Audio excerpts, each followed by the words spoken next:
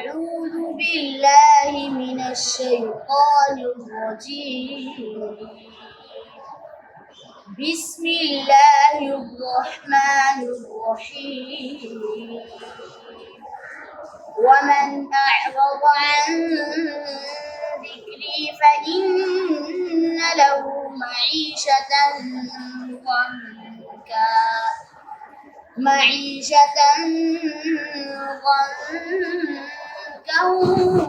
ونحشره يوم القيامة أعمى.